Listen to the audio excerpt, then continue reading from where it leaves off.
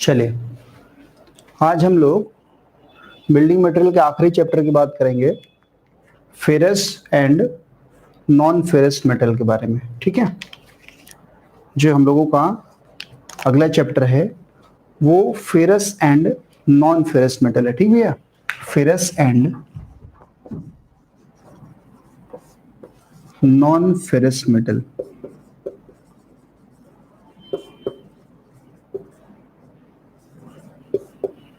Ferrous and non ferrous metal. Suraj Jaiswal sir, PDF ना आया अभी तक। पीडीएफ आज चला जाएगा भाई, टाइम नहीं मिल पा रहा मुझे। ठीक है, सूरज जायसवाल, पीडीएफ की बहुत चिंता है आपको, जैसे लग रहा है इसके पहले वाला सब आपको याद ही है। हाँ, पीडीएफ भेज दूंगा, थोड़ा बिजी चल रहा है इस टाइम शेड्यूल। ठीक है, चलो अब इसके बाद जो है हम लोग बात करेंगे ferrous and non ferrous metal में। पहले फेरस मेटल के बारे में बात करेंगे, फिर नॉन फेरस मेटल की। ठीक है, फेरस मेटल किसे कहते हैं? जिसमें आयरन का परसेंटेज अधिक होता है। फेरस मेटल वे मेटल्स होते हैं जिनमें आयरन का परसेंटेज अधिक होता है। ठीक है, चलिए अच्छी बात है राजीव चौहान, बहुत बढ़िया बात है। समझ में आ रही बात? फेरस और नॉन फेरस मेटल किसमें? जिसमें आयरन का परसेंटेज ना के बराबर हो। ठीक है, उसे नॉन फेरस मेटल कहते हैं। तो पहले हम लोग शुरू करेंगे फेरस मेटल, जिसमें आयरन का परसेंटेज सबसे ज्यादा हो, अधिक हो। ठीक है, सबसे ज्यादा हो। बाकी कुछ अशुद्धियों के फॉर्म में कुछ हो सकती है, लेकिन सबसे ज्यादा आयरन का परसेंटेज होगा। अब ध्यान दीजिए, जो आयरन हम लोग यूज करते हैं वो एज इट इज हम लोगों को प्राप्त नहीं होता है। इसे प्राप्त करने के लिए हमें बहुत सारे प्रोसेस से गुजरना होता है और इसके बाद हम लोगों को आयरन प्राप्त होता है। ठीक है ना? तो जब हम लोग खुदाई करते हैं, माइनिंग करते हैं, तो उसमें हम लोगों को जो ये आयरन प्राप्त होता है वो अशुद्ध फॉर्म में प्राप्त होता है, जिसको हम लोग लौह अयस्क कहते हैं, आयरन ओर्स कहते हैं, है ना? यानी ये जो आयरन है वो हम लोगों को बहुत ही अशुद्ध फॉर्म में प्राप्त है, जिसको हम लोग आयरन ओर्स कहते हैं। ठीक है, तो अगर कोई पूछता है कि आयरन हम लोग किससे प्राप्त करते हैं, तो आपका जवाब होना चाहिए कि आयरन हम लोग आयरन ओर्स से प्राप्त करते हैं, लौह अयस्क से प्राप्त करते हैं। तो जो भी फेरस मेटल्स हम लोग प्राप्त करेंगे उसका जो मेन सोर्स है वो लौह अयस्क है, आयरन ओर से। और आयरन ओर्स कहाँ से प्राप्त होते हैं? वो जमीन से खुदाई के बाद जो है हम लोगों को आयरन अयस्क के फॉर्म में प्राप्त होता है। ठीक है, तो सबसे पहले हम लोग ये बात करेंगे कि आयरन हम लोगों को आयरन ओर से प्राप्त होता है। आयरन कहां से प्राप्त होता है? आयरन ओर्स, लौह अयस्क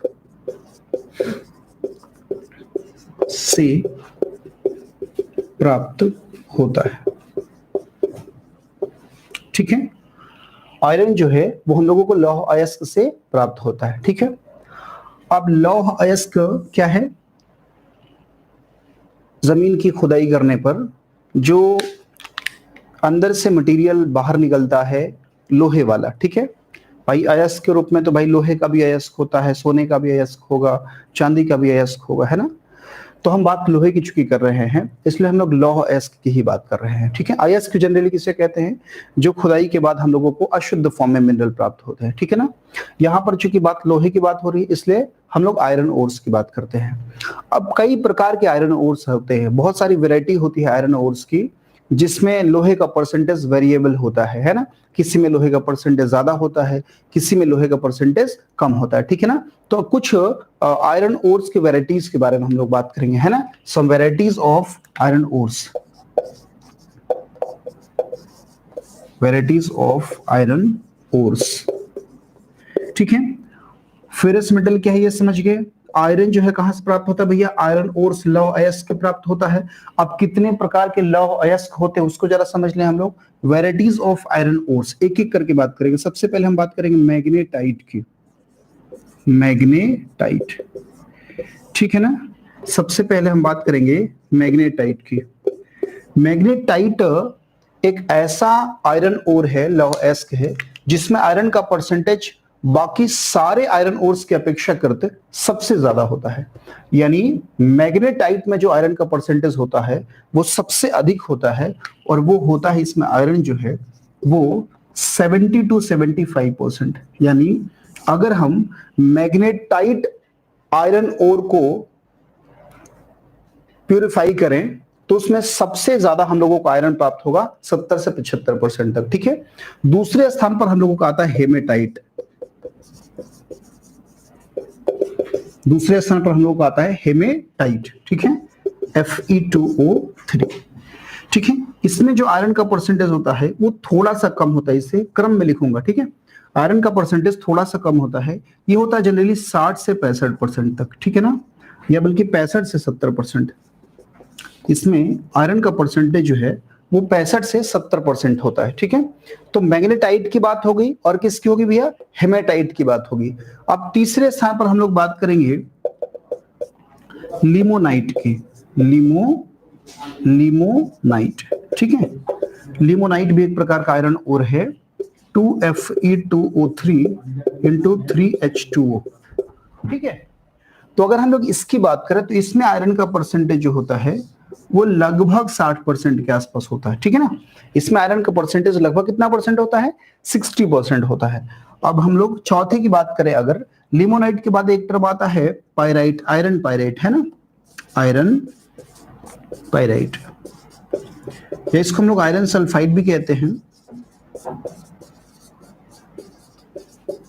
आयरन पायराइट या आयरन सल्फाइड, Fe(S2), है ना, आयरन सल्फाइड, ठीक है। आयरन सल्फाइड द्वारा जो हम लोगों को आयरन प्राप्त होता है, ये प्राप्त होता है जनरली 40 से 45%, लगभग 45%, 45 to 47%, ठीक है। लगभग 45 से 47% तक हम लोगों को आयरन पायराइट द्वारा लोहा प्राप्त होता है। और एक लास्ट आयरन ओर है साइड राइट,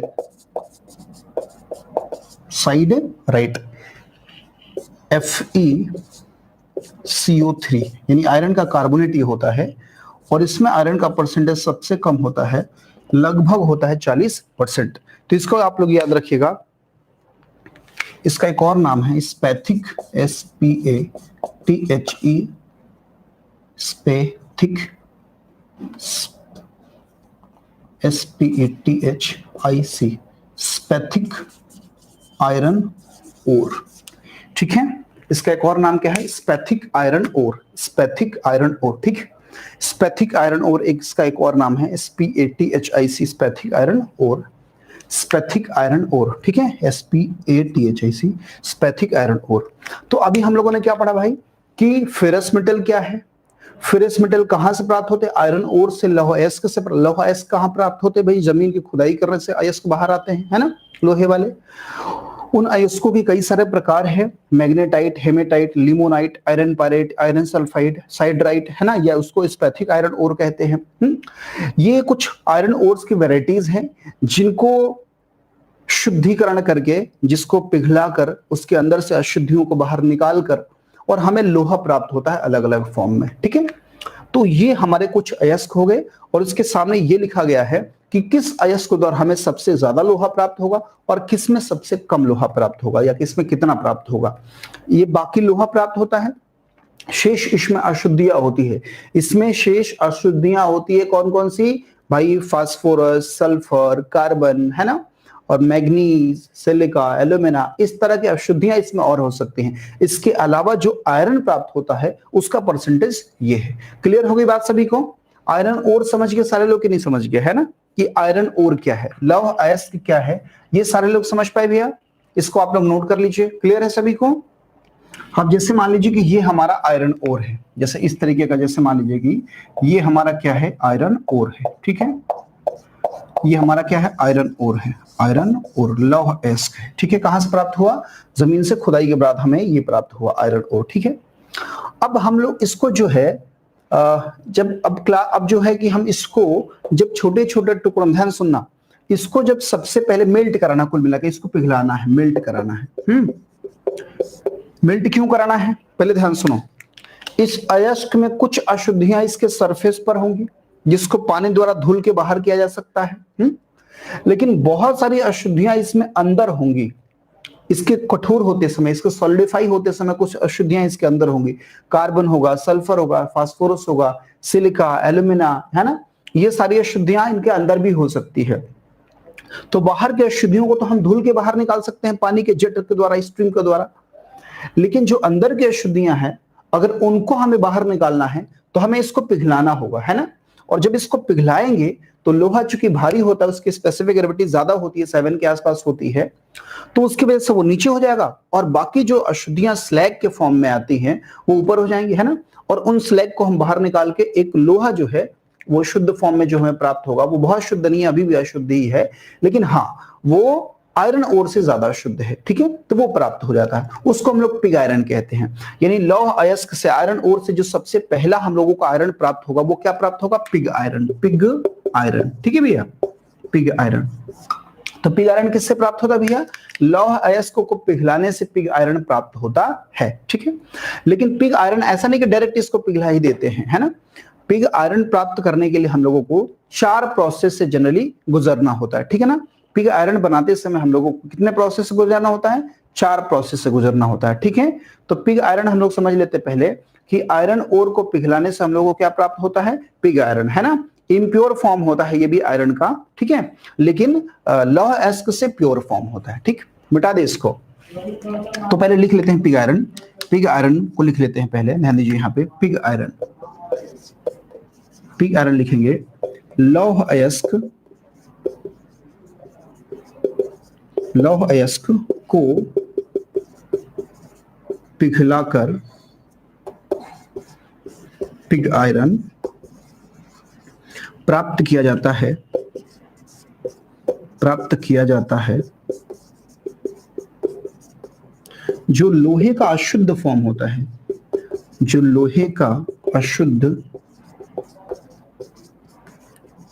फॉर्म, जो लोहे का अशुद्ध फॉर्म होता है, पिग आयरन जो है वो लोहे का अशुद्ध फॉर्म होता है, ठीक है ना। लौह अयस्क को पिघलाकर पिग आयरन प्राप्त किया जाता है जो लोहे का अशुद्ध फॉर्म है, ठीक है। अब पिग आयरन को बनाते समय हम लोगों को 4 प्रोसेस से, 4 स्टेप से गुजरना होता है, ठीक है। तो उसकी बात हम लोग करते हैं पहले, मिटा दे इसको। अब आपका दिमाग में होना चाहिए कि आपके पास अयस्क है बड़े साइज का, ठीक है, और उससे हम लोगों को पिग आयरन प्राप्त करना है, उसके लिए हमें कितने प्रोसेस से गुजरना होगा, ठीक है। उसके लिए हम लोग समझते हैं। सबसे पहले हम लोग बात करेंगे मेथड ऑफ पिग आयरन की, ठीक है, manufacturing of pig iron, manufacturing of pig iron की बात करेंगे, manufacturing of pig iron, manufacturing of pig iron.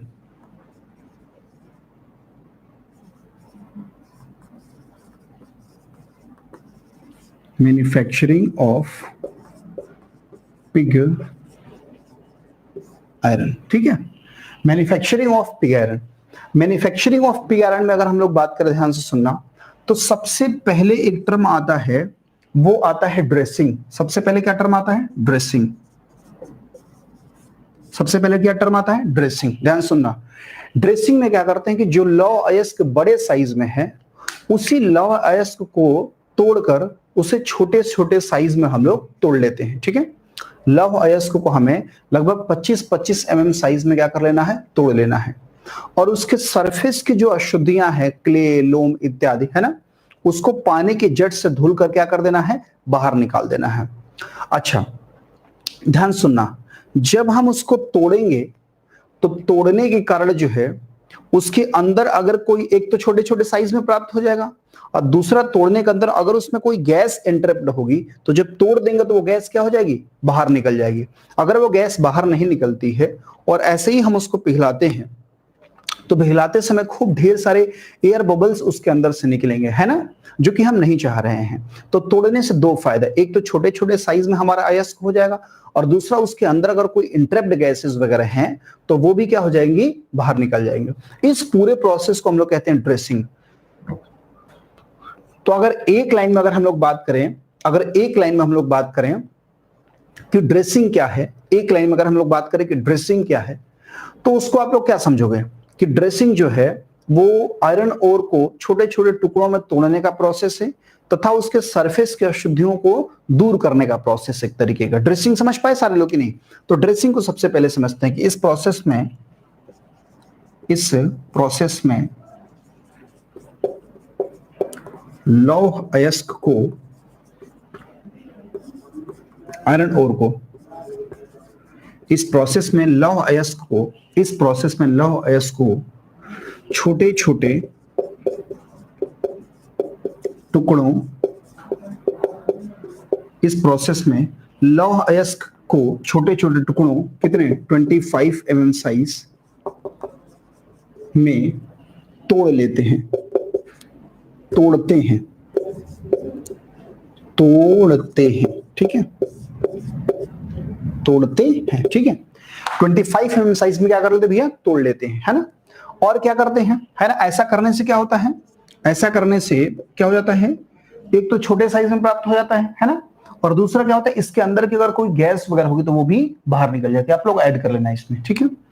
इसके बाद क्या करते हैं, इसको तोड़ के और इसके सरफेस को पानी के जेट से धुल लेते हैं हम लोग। इसके सरफेस को पानी के जेट से क्या कर लेते हैं, धुल लेते हैं। तो इसके सरफेस को पानी के जेट से धुलने के प्रोसेस को हम लोग क्या कहते हैं, इसके सरफेस को पानी के जेट से धुलने के पूरे प्रोसेस को हम लोग कहते हैं, क्या कहते हैं, इसके सरफेस को पानी से धुलने के प्रोसेस को हम लोग कहते हैं ड्रेसिंग, ठीक है।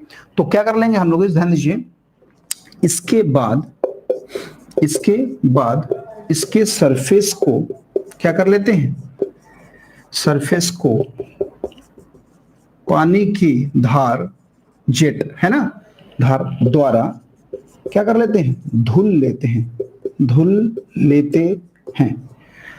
पानी के द्वारा क्या कर लेते हैं, धुल लेते हैं। तो क्या फायदा हुआ, ध्यान दो, इससे फायदा क्या हुआ, एक तो छोटे छोटे टुकड़ों में वो टूट गया, क्योंकि बड़ा रहेगा तो थोड़ा सा मेल्टिंग में, ट्रांसपोर्टेशन में, हैंडलिंग में दिक्कत आएगी, तो उसको हमने छोटे छोटे टुकड़ों में थोड़ा सा तोड़ लिया, ठीक। इसके बाद क्या किया, जब हमने तोड़ा तो उसके अंदर से जो गैसेस वगैरह थी वो भी बाहर निकल गई, है ना, जो इंटरप्ट फॉर्म में थी, छोटे छोटे बबल्स के रूप में वो बाहर होंगी तोड़ने के बाद। तीसरी बात यह है कि जब हमने इसको पानी के जेट से धुल दिया तो जो सरफेस की अशुद्धियां थी, है ना, इसमें सरफेस, इसके बाद इसके सरफेस को पानी के जेट से धुल लेते हैं ताकि सरफेस की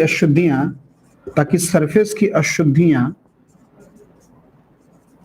अशुद्धियों में कौन है भैया, क्ले, लोम, है ना, इत्यादि सरफेस की अशुद्धियां क्या हो जाए, बाहर हो जाए, बाहर निकल जाए, ठीक है, बाहर निकल जाए।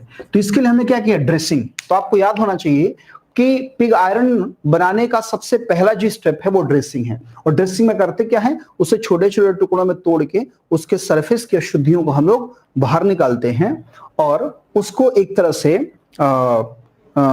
तोड़ने के बाद जो है उसके अंदर की गैस को भी बाहर निकालते हैं, उसे छोटे छोटे साइज में तोड़ते हैं और उसके सरफेस की अशुद्धियों को दूर करते हैं, ठीक है। लेकिन अभी भी ये जो है वो है अयस्क के फॉर्म में ही, समझने बात को, अभी भी ये लौह अयस्क ही है, क्योंकि अभी भी इसमें दुनिया भर की अशुद्धियां इसके अंदर है। सरफेस की अशुद्धियां तो दूर हो गई, लेकिन इसके अंदर की तमाम अशुद्धियां हैं और वो दूर होगी इसको पिघलाने के बाद ही, है ना। तो उसकी बात हम लोग जरा करते हैं। इतनी बात समझ में आ गई सबके, क्या इतनी बात सारे लोग क्लियर कर पा रहे हो कि भाई हम लोगों ने क्या किया, इसको हम लोगों ने इसको क्या कर लिया, हमने इसकी ड्रेसिंग कर दी, ठीक है। ड्रेसिंग के बाद अब दूसरा प्रोसेस आता है हम लोगों का कैल्सिनेशन, है ना। दूसरा प्रोसेस हम लोगों का क्या होगा, कैल्सिनेशन। मिटा दे इसको पहले, ड्रेसिंग के बाद दूसरा प्रोसेस आएगा कैल्सिनेशन।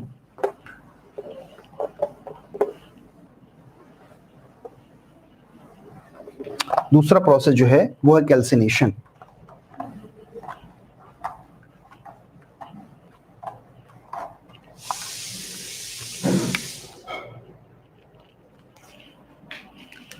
कैल्सिनेशन दूसरा प्रोसेस, कैल्सिनेशन,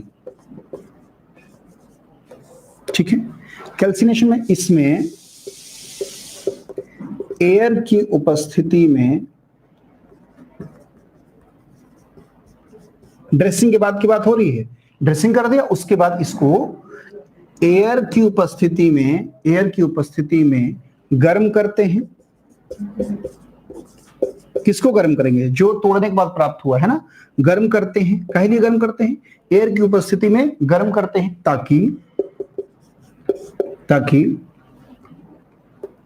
ताकि इसका ऑक्सीडेशन हो सके,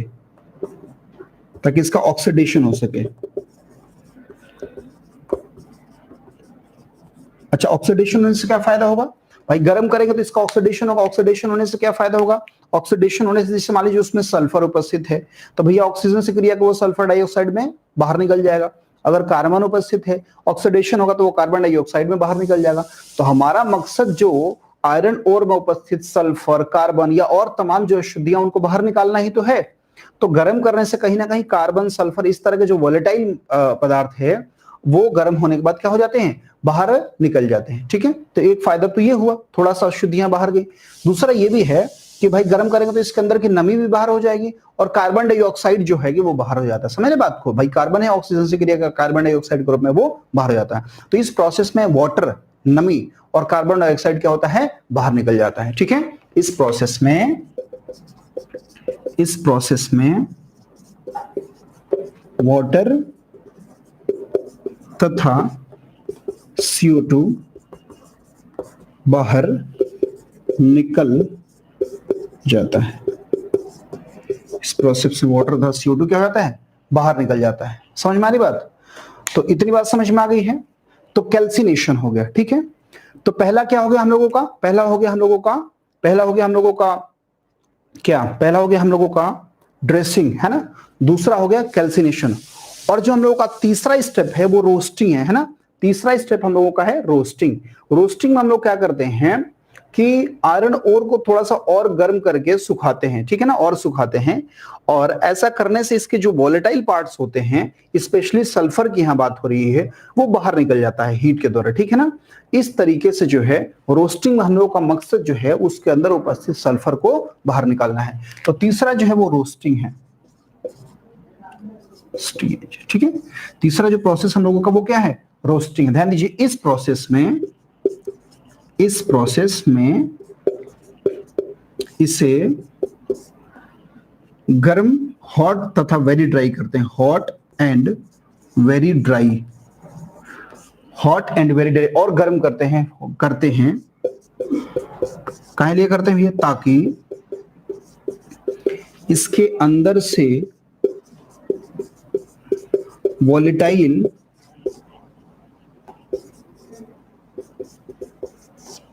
पार्ट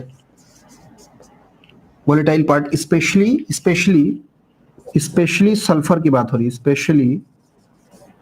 स्पेशली सल्फर, है ना। स्पेशली किसकी बात हो रही है, सल्फर। ठीक है, सल्फर, स्पेशली सल्फर बाहर निकल जाए। ठीक है, बाहर निकल जाए। स्पेशली किसकी बात हो रही है, सल्फर जो है वो बाहर निकल जाए। ठीक है, इसके अंदर अगर सल्फर है तो बाहर निकल जाएगा रोस्टिंग के कारण। अब जिसमें सल्फर नहीं उसमें रोस्टिंग करने की जरूरत है क्या, नहीं। जिसमें सल्फर नहीं उसमें रोस्टिंग करने की जरूरत नहीं। सल्फर किसमें है, सल्फर है हमारा आयरन सल्फाइड में है। अभी पढ़ा ना हम लोगों ने, आयरन पायरेट हम लोगों ने पढ़ा, उसमें सल्फर था, तो उसमें है आयरन पायरेट में, तो उसमें ये जरूरी है करना। लेकिन जो सिर्फ आयरन का ऑक्साइड है जिसमें सल्फर नहीं है, उसमें रोस्टिंग करने की आवश्यकता नहीं है। यानी जिसमें जो आयरन का ऑक्साइड होता है, सिर्फ आयरन का ऑक्साइड, उसमें रोस्टिंग करने की आवश्यकता नहीं होती क्योंकि उसमें सल्फर नहीं है ना। तो एक पॉइंट और लिखेंगे कि जो केवल लोहे का ऑक्साइड होता है, जो केवल लोहे का आयरन ऑक्साइड, जो केवल आयरन ऑक्साइड होता है,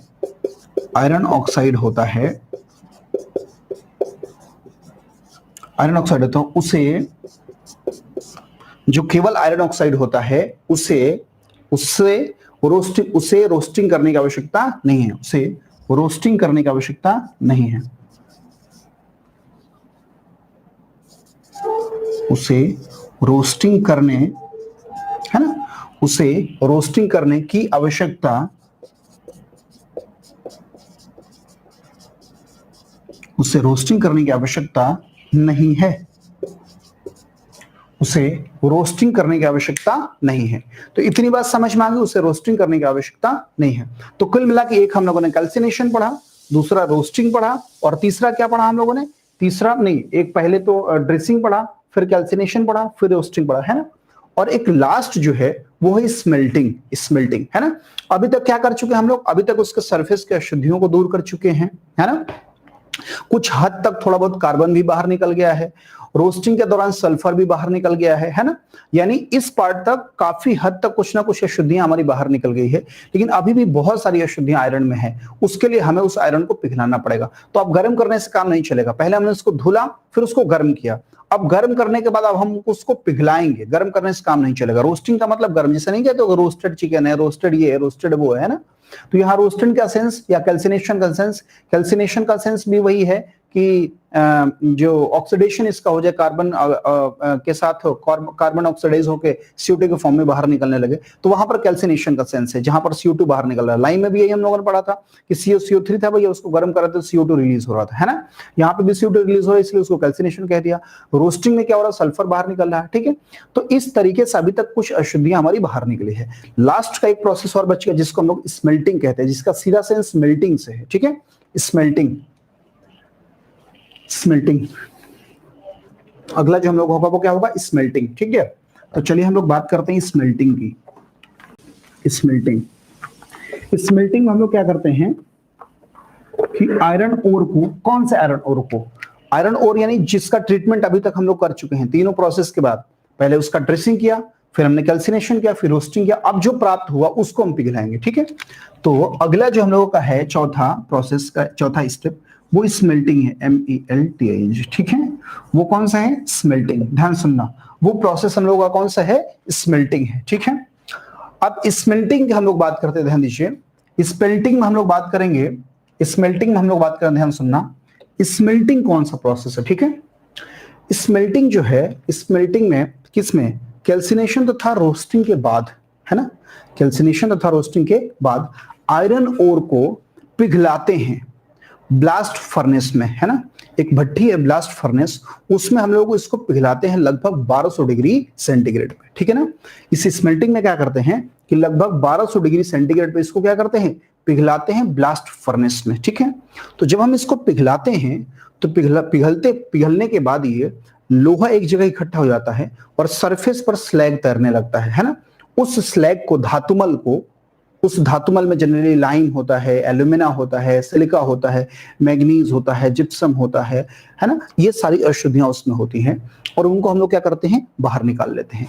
तो जो अंदर वाला पार्ट हमारा पिघलने के बाद बचा हुआ है, उसी पार्ट को हम लोग पिग आयरन कहते हैं। हालांकि वो भी बहुत लोहे का शुद्ध फॉर्म नहीं है, लेकिन हाँ, ये लोहे का सबसे अशुद्ध फॉर्म है in the form of iron. अभी तक तो वो ओर के रूप में था, अब ये आयरन के रूप में हमें प्राप्त हुआ, लेकिन ये सबसे अशुद्ध फॉर्म है लोहे का, ठीक है ना। तो क्या करेंगे कि इस प्रोसेस में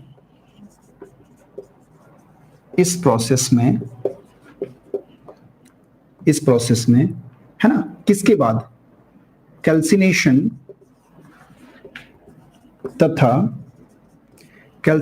तथा इस प्रोसेस में कैल्सिनेशन तथा रोस्टिंग के बाद आयरन ओर को ब्लास्ट फर्नेस में, याद रखना, आयरन ओर को किस फर्नेस में बनाते हैं भैया, अरे वो पिग आयरन को ब्लास्ट फर्नेस में पिघलाते हैं।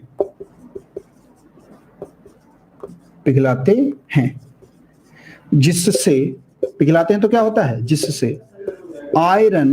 जिससे लोहा क्या हो जाता है, आयरन लौह अयस्क से अलग हो जाता है ना। जिससे आयरन ओर से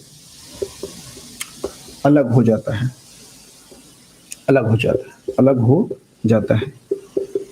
ना। आयरन ओर अलग होगा, जो बचा उसको हमने क्या कह दिया, बचे हुए पार्ट को धातुमल कह देते हैं, स्लैग कहते हैं, बचे हुए भाग को, है ना। आयरन के अलावा जो हमें धातुमल प्राप्त होता है ना, इसके अलावा, आयरन के अलावा, समझ रहे हो बात को, लिखने का तरीका, आयरन के अलावा, जो मुझे मन में आ रहा वो लिख दे रहा हूं, आयरन के अलावा स्लैग प्राप्त होता है, बस धातुमल प्राप्त होता है, ठीक है। धातुमल प्राप्त होता है। अगर हम लोग स्लैग की बात करें तो जनरली स्लैग में क्या होता है, यहीं पे बता दे रहा हूं, ठीक है। अगर हम इसको पिघलाएंगे तो नीचे लोहा हो जाएगा, ऊपर स्लैग हो जाएगा। स्लैग को हम लोग हटा लेते हैं, ठीक है ना, कंप्रेस्ड एयर के द्वारा हटा लेते हैं, ठीक है।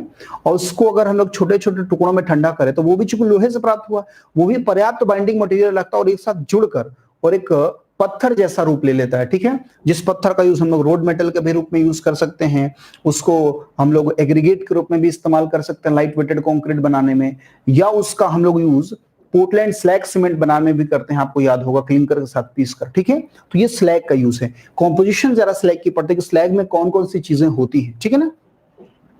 तो स्लैग में अगर हम लोग बात करें तो लाइम का परसेंटेज सबसे ज्यादा होता है 45%, ठीक है ना, लाइम। इसके अलावा सिलिका का परसेंटेज इसके बाद दूसरे स्थान पर होता है 35%। इसके बाद जो एल्यूमिना का परसेंटेज होता है वो होता है कितना, 12%। और बाकी जो रिमेन होता है वो अशुद्धियां होती है, रिमेनिंग जो होती है वो इम्प्यूरिटीज होती है, impurities in the form of manganese, gypsum इत्यादि, ठीक है ना। रिमेनिंग इम्प्यूरिटीज होती है मैग्नीज के रूप में, मैग्नीज के रूप में, जिप्सम के रूप में, है ना, इत्यादि, ठीक है, जिप्सम इत्यादि के रूप में। समझ में आई बात। तो जब हम स्मेल्टिंग करेंगे तो उसमें हमें दो फॉर्मेशन हुई, एक पिग आयरन की फॉर्मेशन हुई, पिग आयरन की, है ना, जिसमें आयरन ओर से अलग हो जाता है ना, आयरन ओर से अलग हो जाता है, जिसमें पिग आयरन लिख दे रहे सीधे सीधे, पिग आयरन, हाँ, पिग आयरन ओर से अलग हो जाता है। आयरन के अलावा स्लैग प्राप्त होता है और स्लैग की ये कॉम्पोजिशन होती है। स्लैग का यूज कहां कहां करते हैं भैया, यूज ऑफ स्लैग कहां कहां करते हैं, रोड मेटल के रूप में कर सकते हैं क्योंकि बहुत कठोर होता है, रोड मेटल के रूप में कर सकते हैं। इसके अलावा लाइट वेटेड एग्रीगेट में, WEIGSTED, लाइट वेटेड एग्रीगेट में इसका यूज कर सकते हैं। इसके अलावा पोर्टलैंड स्लैग सीमेंट बनाने में, हाँ, सीमेंट बनाने में स्लैग का यूज हम लोग कर सकते हैं। तो ये 4 प्रोसेस रहा, जिसके बाद हम लोगों को पिग आयरन प्राप्त होगा। इतनी बात सबको क्लियर होगी भैया, बताओ। पिग आयरन को हम लोग जो है किस में बनाते हैं भैया, पिग आयरन को हम लोग ब्लास्ट फर्नेस में बनाते हैं, ठीक है। पिग आयरन को हम लोग ब्लास्ट फर्नेस में बनाते हैं। और एक चीज और ध्यान रखिएगा, जो हमारा पिग आयरन होता है उसको बनाने के 4 प्रोसेस होते हैं, है ना। चारों प्रोसेस को हमने क्रम से पढ़ा, ठीक है।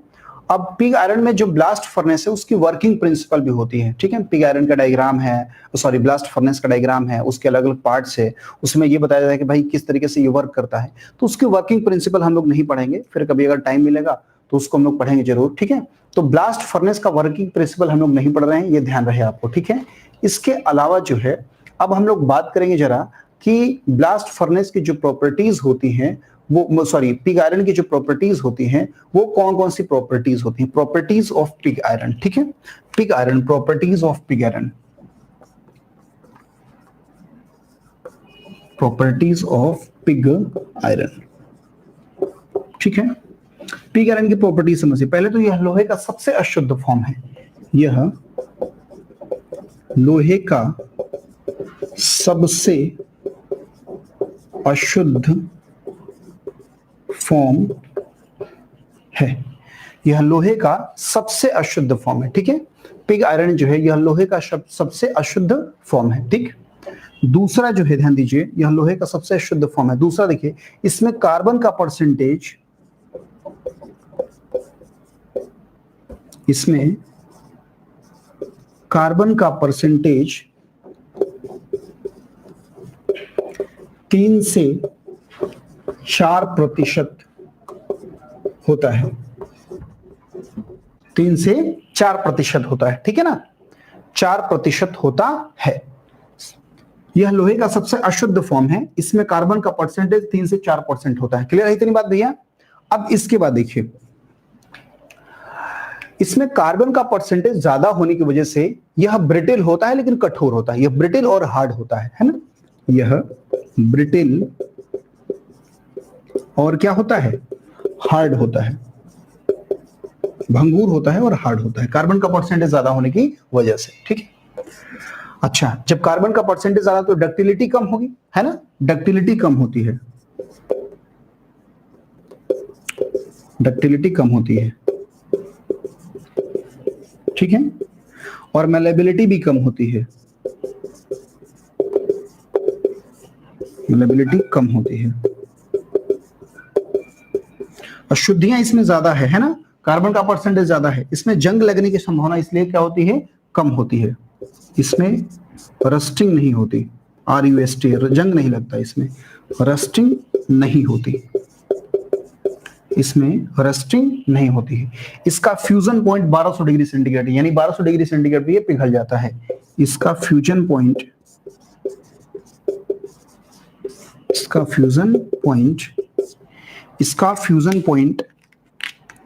1200 डिग्री सेंटीग्रेड होता है, 1200 डिग्री सेंटीग्रेड होता है। ठीक है, इतने पॉइंट्स आप नोट करिए भैया। इसका फ्यूजन पॉइंट जो है वो 1200 डिग्री सेंटीग्रेड होता है। फ्यूजन पॉइंट जो है वो 1200 डिग्री सेंटीग्रेड होता है। हो गया। अब देखो बेंड करेंगे तो टूट जाएगा, है ना, बेंड करेंगे अगर तो टूट जाएगा क्योंकि ब्रिटिल है ना, डक्टिलिटी ना के बराबर है। इसके अलावा जो है इसकी कॉम्प्रेसिव स्ट्रेंथ ज्यादा और टेंसाइल स्ट्रेंथ कम होती है, ये भी लिख लो। इसकी कॉम्प्रेसिव स्ट्रेंथ ज्यादा,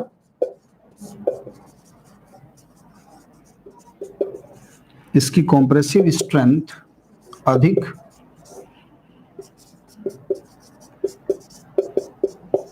इसकी कॉम्प्रेसिव स्ट्रेंथ अधिक तथा इसकी कॉम्प्रेसिव स्ट्रेंथ अधिक तथा टेंसाइल स्ट्रेंथ कम होती है। इसकी कॉम्प्रेसिव स्ट्रेंथ अधिक तथा टेंसाइल स्ट्रेंथ कम होती है। इसकी कॉम्प्रेसिव स्ट्रेंथ अधिक तथा टेंसाइल स्ट्रेंथ कम होती है। रस्टिंग नहीं होता है या सबसे ज्यादा होता है, रस्टिंग नहीं होता है इसमें, ठीक है ना डियर। इसमें जंग लगने की क्षमता नहीं होती है। ठीक, पिग आयरन में अनिल कुमार मौर्य रस्टिंग नहीं होता है। ठीक है। मेलेबिलिटी क्या होता है? अब मेलेबिलिटी तुम सुम में पढ़ना। मेलेबिलिटी जो है वो मटेरियल की वह प्रॉपर्टी है जिसके कारण उसको शीट के फॉर्म में बदला जा सकता है, उसको पीट पीट के उसको चादर के रूप में बदला जा सकता है। तो भाई चादर कैसे? अभी हमने बताया कि ब्रिटिल है, जैसा ही पीटना चाहोगे टूट जाएगा वो, तो शीट के रूप में नहीं बदलेगा, है ना। तो मेलेबिलिटी इसलिए कह रहे कम है। कंडक्टिविटी यानी वायर के फॉर्म में जो है कि अजय कुमार में 4 से 5% कई जगह लिखा, हाँ हो सकता है। ये जो परसेंटेज है जो हम 3 से 4% लिखे हैं, ये 4 से 5% भी हो सकता है, नो प्रॉब्लम, ठीक है ना। 4 से 5% भी हो सकता है परसेंटेज, ठीक है। चलिए इतनी बात समझ में आ गई। इलास्टिसिटी कम होती है, इसकी इलास्टिसिटी बहुत कम होती है, ठीक भैया। इलास्टिक नहीं है ये, इलास्टिसिटी बहुत ब्रिटिल है ना, और डक्टाइल है, डक्टाइलिटी कम है, मेलेबिलिटी कम हो, इलास्टिसिटी कम होती है, ठीक है। इलास्टिक नहीं है ये, समझ में आ रही बात। तो इतनी सारी कहानी हो गई। नहीं, आयरन इसमें बाकियों की तुलना में कम है, समझ रहे बात को। इसमें अशुद्धियां ज्यादा हैं अभी पिग आयरन में। कार्बन 3 से 4% है। स्टील में कार्बन की मात्रा बहुत कम होती है, 0.15 से लेके और ज्यादा से ज्यादा 1% तक मैक्सिमम, ठीक है ना, या 1.25 तक हो सकता है, उतना कम होता है स्टील में। तब जाकर उसकी प्रोपर्टी बेहतर हो पाती है ना, तब उसमें रस्टिंग रोकने की क्षमता थोड़ी सी ज्यादा होती है ना, बाकियों की तुलना में। लेकिन इसमें जो है, इसमें रस्टिंग नहीं लगती, इसमें आयरन कम है और अशुद्धियां ज्यादा है, ठीक है। तो इसको आप समझिएगा, है पूरा का पूरा मटेरियल साइंस, ऐसा नहीं हर चीज का रीजन है, लेकिन इतना कम टाइम में जो है हम लोग सिर्फ पॉइंट समझ पाएंगे केवल, ठीक है। चलिए ये कहानी हो गई किसकी? अशुद्धियों की हो गई भैया, ठीक है ना। इसका यूज जनरली हम लोग पोस्ट वगैरह बनाने में कर सकते हैं। हाँ, इसमें ये भी पॉइंट लिख लीजिए कि इसमें वेल्डिंग और रिवेटिंग नहीं की जा सकती, समझे बात को।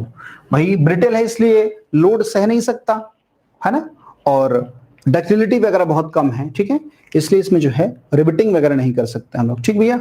इसमें हम लोग क्या नहीं कर सकते हैं? रिवेटिंग या वेल्डिंग नहीं कर सकते हैं। हाँ, इसमें हम लोग रिवेटिंग या वेल्डिंग नहीं, नोट कर लीजिएगा आप लोग इस बात को, ठीक है।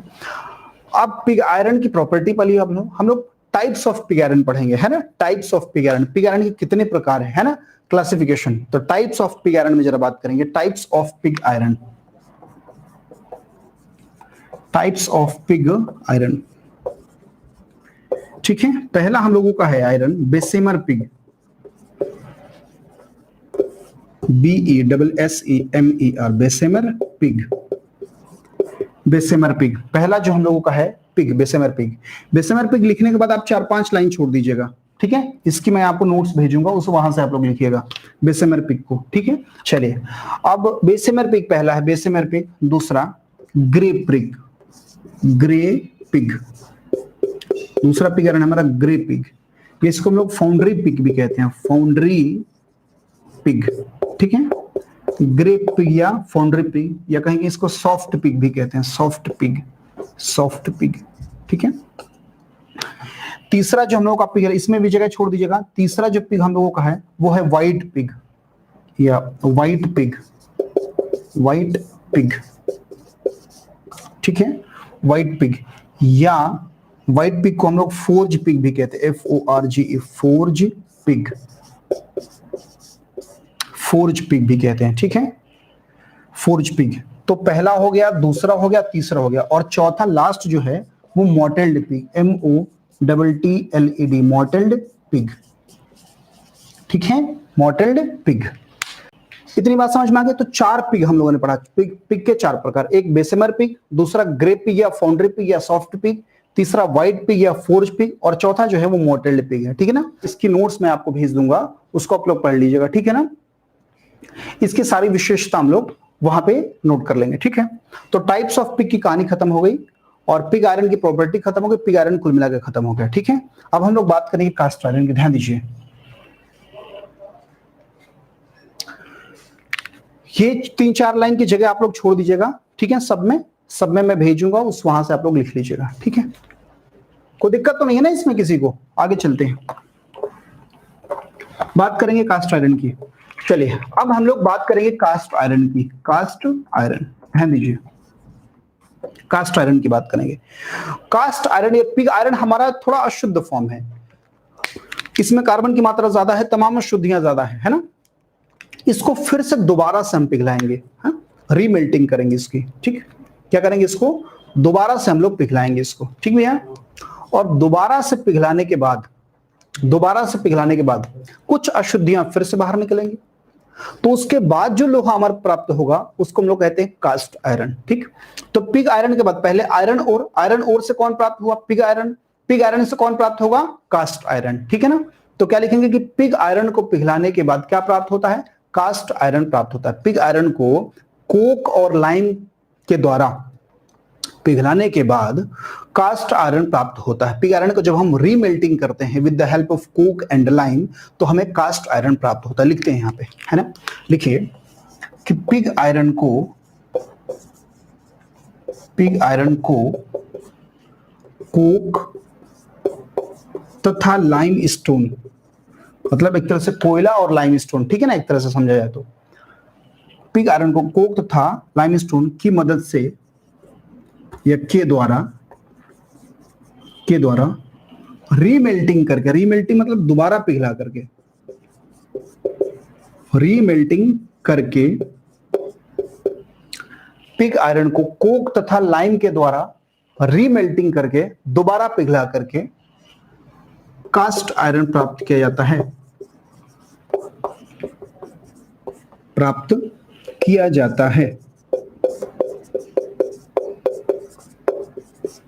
कास्ट आयरन प्राप्त किया जाता है, ठीक है ना। चलिए इतनी बात समझ में आएगी, पिग आयरन को कोक और लाइम के द्वारा रीमेल्टिंग करके कास्ट आयरन प्राप्त किया जाता है, ठीक। अब हम लोग बात करते हैं कास्ट आयरन को किस भट्ठी में पिघलाया जाता है। फिर से कास्ट आयरन को कुपोला फर्नेस में पिघलाया जाता है, कास्ट आयरन को क्यूपोला फर्नेस में पिघलाया जाता है,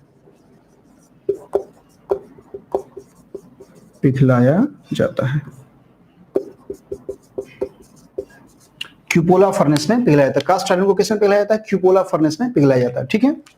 कास्ट आयरन को क्यूपोला फर्नेस में पिघलाया जाता है। क्यूपोला फर्नेस ब्लास्ट फर्नेस की तरह ही होता है, लेकिन उससे साइज में छोटा होता है और शेप थोड़ा इसका सिलिंड्रिकल होता है, क्यूपोला फर्नेस, ठीक है। ध्यान दीजिए, क्यूपोला फर्नेस में पिघलाने के बाद हमें अशुद्धियों के बाद हमें कास्ट आयरन प्राप्त होता है। अब हम लोग जरा बात कर लेंगे प्रॉपर्टीज ऑफ कास्ट आयरन की, है ना। Properties of cast iron, properties of cast iron, ठीक है। प्रॉपर्टीज ऑफ कास्ट आयरन, तो प्रॉपर्टीज ऑफ कास्ट आयरन की बात करेंगे। अगर हम लोग प्रॉपर्टीज ऑफ कास्ट आयरन की बात करें तो प्रॉपर्टीज ऑफ कास्ट आयरन में एक एक करके बात करेंगे। पहले तो लिखेंगे इसमें आयरन का परसेंटेज, इसमें कार्बन का परसेंटेज, इसमें कार्बन का परसेंटेज, इसमें कार्बन का परसेंटेज 2 से 4%, इसमें कार्बन का परसेंटेज 2 से 4% होता है। इसमें कार्बन का परसेंटेज 2 से 4% होता है भैया, ठीक है। दूसरा, इसमें कार्बन का परसेंटेज 2 से 4% होता है। दूसरी बात क्या लिखेंगे, इसमें रस्टिंग रोकने की क्षमता, मतलब इसमें रस्टिंग जो है वो बहुत कम होता है। पिग आयरन में लिखा था कि रस्टिंग नहीं लगती, इसमें लिखेंगे बहुत कम होता है, ठीक है ना, इसमें रस्टिंग बहुत कम होता है, इसमें जंग बहुत कम लगता है, इसमें रस्टिंग बहुत कम लगता है, ना के बराबर है ना, बहुत कम होती है, इसकी रस्टिंग बहुत कम होती है या ना के बराबर होती है, ठीक है ना, या नहीं होती है, कहीं कहीं नहीं भी लिखा होगा तो कोई दिक्कत नहीं। तीसरा पॉइंट लिखेंगे, इसकी कॉम्प्रेसिव स्ट्रेंथ ज्यादा तथा टेंसाइल स्ट्रेंथ कम होती है, उसी कारण कार्बन की मात्रा ज्यादा है तब, है ना, 2 से 4% कार्बन की मात्रा, ध्यान रहे पिग आयरन में 4 से 5% या 3 से 4% यानी अपेक्षाकृत ज्यादा था, कास्ट आयरन में कार्बन की मात्रा थोड़ी सी कम है, तो कास्ट आयरन की मात्रा फिर भी कार्बन की मात्रा 2 से 4% है, तो ये हार्ड और ब्रिटिल तो होगा ही होगा, है ना, क्योंकि जब कार्बन का परसेंटेज हम बढ़ाते जाते हैं तो उसकी हार्डनेस बढ़ती जाती है, ठीक है ना, ऐसा आप लोग पढ़े होंगे। तो इसमें रस्टिंग बहुत कम था, क्या लिखेंगे कि यह हार्ड तथा ब्रिटिल होता है ना, यह हार्ड तथा ब्रिटिल होता है। इसमें वेल्डिंग और रिवेटिंग नहीं होती, इसमें वेल्डिंग तथा रिवेटिंग नहीं होती, रिवेटिंग नहीं होती, ठीक है। नेक्स्ट पॉइंट क्या लिखेंगे इसमें भैया, इसमें वेल्डिंग और रिवेटिंग नहीं होते। नेक्स्ट पॉइंट और क्या लिख सकते हैं, नेक्स्ट पॉइंट जो है, नेक्स्ट पॉइंट हम लिखेंगे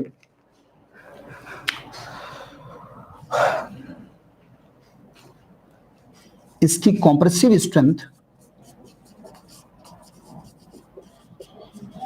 इसकी कॉम्प्रेसिव स्ट्रेंथ, इसकी कॉम्प्रेसिव स्ट्रेंथ अधिक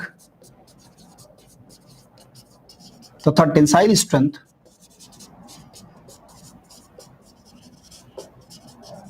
कम होती है। इसकी कॉम्प्रेसिव स्ट्रेंथ अधिक, लिख गए हैं, लिख गए हैं, नहीं आएंगे क्यों, ठीक है। इसमें कॉम्प्रेसिव, इसकी कॉम्प्रेसिव स्ट्रेंथ अधिक तथा टेंसाइल स्ट्रेंथ कम होती है, क्लियर है, इसकी कॉम्प्रेसिव स्ट्रेंथ अधिक तथा टेंसाइल स्ट्रेंथ कम होती है, ठीक। इसके बाद हम लोग बात करेंगे आगे, ध्यान दीजिए, इसकी टेंसाइल स्ट्रेंथ कम होती है और कॉम्प्रेसिव स्ट्रेंथ ज्यादा होती है। सारी कहानी इसमें भी है, मेलेबिलिटी कम होती है, डक्टिलिटी कम होती है, ये सारी चीजें है ना। अब यूज पढ़ते हैं, इसका यूज कहां करते हैं, यूज ध्यान दीजिए, pipe, water supply pipe,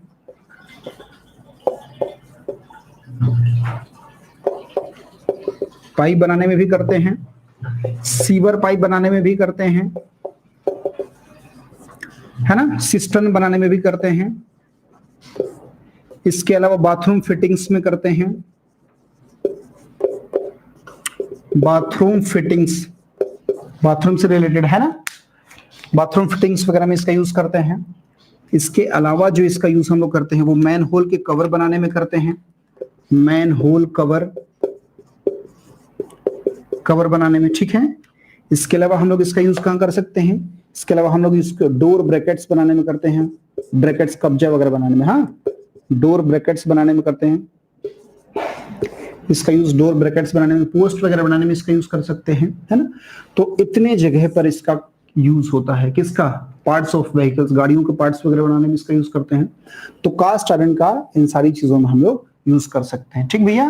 fusion point लगभग 1250 होता है, इसका फ्यूजन पॉइंट कितना होता है, इसका फ्यूजन पॉइंट लगभग 1250 डिग्री सेंटीग्रेड होता है, यानी ऑलमोस्ट जो है वो पिग आयरन के बराबर ही होता है, ठीक है।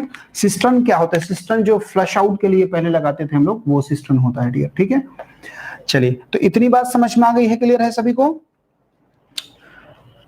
क्या पढ़ा हम लोगों ने, कास्ट आयरन क्या है, उसको किस भट्टी में पिघलाते हैं, कुपोला फर्नेस में, उसमें कार्बन का परसेंटेज क्या होता है, उसकी प्रॉपर्टीज कौन कौन सी है, और उसका हम लोग यूज कहां कहां करते हैं कार्बन, ठीक है ना। इतनी कहानी हम लोग पढ़ लिए, ठीक भैया, कार्बन से रिलेटेड, सॉरी कास्ट आयरन से रिलेटेड, कास्ट आयरन की कहानी हो गई भैया, ठीक है ना। अच्छा, अब इसके बाद जो है हम लोग कास्ट आयरन के बाद बात करेंगे रॉट आयरन की, ठीक है। कास्ट आयरन के बाद हम लोग बात करेंगे किसकी, रॉट आयरन की। रॉट आयरन जो है वो किस तरीके से बनता है, देखो पिग, पहले तो लौह अयस्क था, लौह अयस्क से हम लोगों को क्या बना, लौह अयस्क से हम लोगों को पिग आयरन बना, पिग आयरन के बाद क्या हम लोगों को बना, पिग आयरन के बाद हम लोगों को जो है वो बना कास्ट आयरन। अब हम कास्ट आयरन से फिर बनाएंगे रॉट आयरन, है ना, यानी इसको हम लोग फिर से पिघलाएंगे और उसको बनाएंगे रॉट आयरन, ठीक है। तो रॉट आयरन जो है वो लोहे का सबसे प्योर फॉर्म होगा। सबसे अशुद्ध फॉर्म कौन सा है, पिग आयरन। जो सबसे शुद्ध फॉर्म होगा वो हम लोगों का होगा रॉट आयरन, ठीक है ना। तो अब हम लोग बात करेंगे रॉट आयरन की, ठीक भैया। चलिए, रॉट आयरन, ठीक है ना।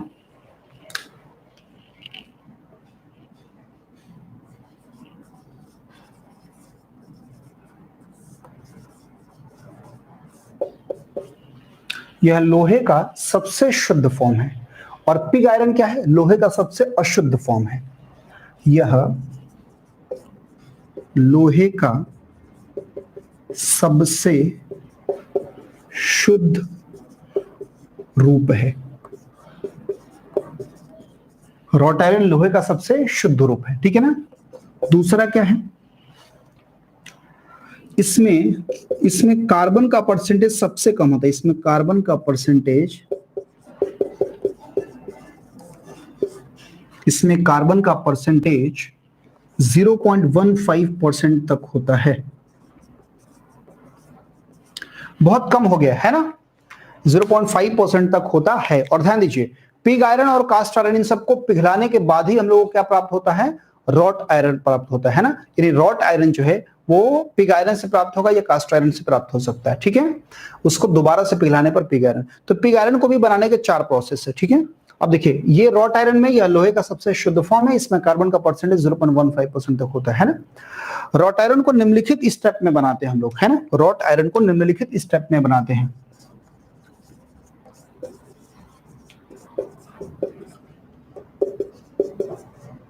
निम्नलिखित स्टेप में बनाते हैं। और रॉट आयरन बनाने के जो है निम्नलिखित स्टेप है, ठीक भैया। बाथरूम फिटिंग्स था 4 नंबर, ठीक है, कोई बात नहीं। तो रॉट आयरन को निम्नलिखित स्टेप में बनाते हैं। पहला है रिफाइनिंग। पहला क्या है, रिफाइनिंग प्रोसेस है। रिफाइनिंग प्रोसेस में देखिए क्या करते हैं। पहले तो आप समझिए कि रॉट आयरन को जो है रिवर्बरेटरी फर्नेस में बनाते हैं। किस में बनाते हैं, रॉट आयरन को इसे किस में, इसे river, REVERBARATORY, reverberatory TORY, reverberatory furnace में बनाते हैं। रॉट आयरन को किसमें बनाते हैं, रिवर्बरेटरी फर्नेस में बनाते हैं, ठीक है। रॉट आयरन को रिवर्बरेटरी फर्नेस में बनाते हैं। ध्यान दीजिए, पहला हम लोग का प्रोसेस कौन सा है, रिफाइनिंग। रिफाइनिंग में देखिए क्या करते हैं। रिफाइनिंग में क्या करते हैं कि जो सबसे पहले हमारा जो पिग आयरन है उसको पिघलाते हैं, गर्म करते हैं उसको, पिघला दिया, ठीक है। पिघलाने के बाद जो उसकी अशुद्धियां उसको दूर कर देते हैं। और जो लोहे का पार्ट, पिग आयरन भी बहुत शुद्ध फॉर्म नहीं है ना, तो पिग आयरन को जब दोबारा से पिघलाएंगे तो उसकी कुछ अशुद्ध, उसमें एयर वगैरह पास कराते हैं, दोबारा से पिघलाते हैं, उसमें एयर पास कराते हैं। तो एयर पास कराने से फिर से जो उसमें कार्बन वगैरह होगा वो ऑक्सीडाइज होगा, फिर से वो कार्बन डाइऑक्साइड के रूप में बाहर होगा। यानी कहीं ना कहीं इसको, जो पिग आयरन को जब हम पिघला रहे हैं दोबारा से, उसमें एयर पास करा रहे हैं, तो कहीं ना कहीं फिर से कुछ अशुद्धियां बाहर हो जाएगी।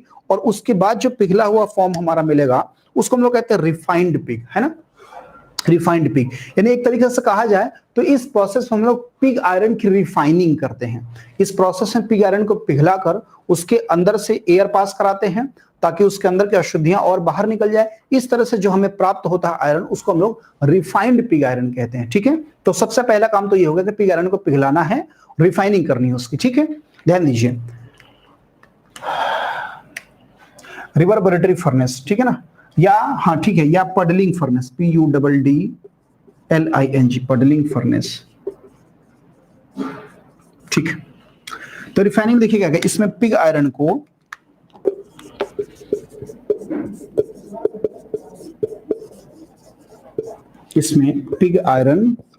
क्या करते हैं, इसमें पिग आयरन को पिघलाकर एयर पास कराते हैं।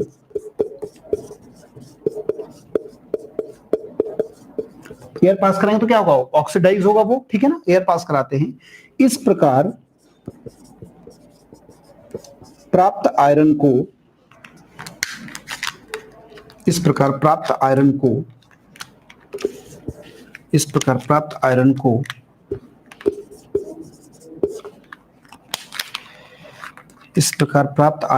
को रिफाइंड पिग आयरन कहते हैं।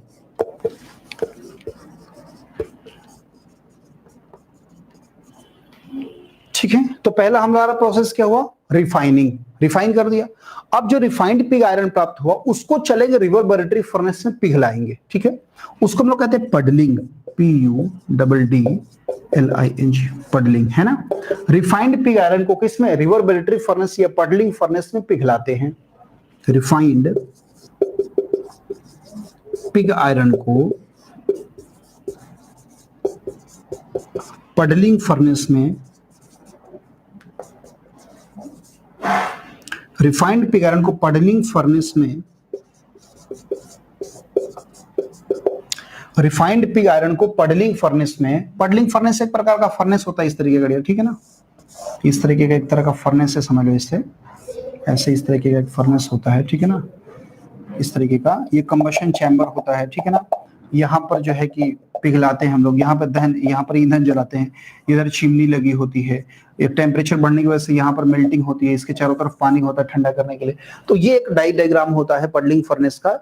पडलिंग फर्नेस की वर्किंग प्रिंसिपल चूंकि हम यहाँ नहीं पढ़ रहे हैं, तो अभी आप सिर्फ यही जानिए कि पडलिंग फर्नेस एक प्रकार का भट्ठी है जिसमें हम लोग इसको पिघलाना है। ठीक, तो रिफाइंड पिग आयरन को पडलिंग फर्नेस में पिघलाते हैं, पिघलाते हैं, पिघलाते हैं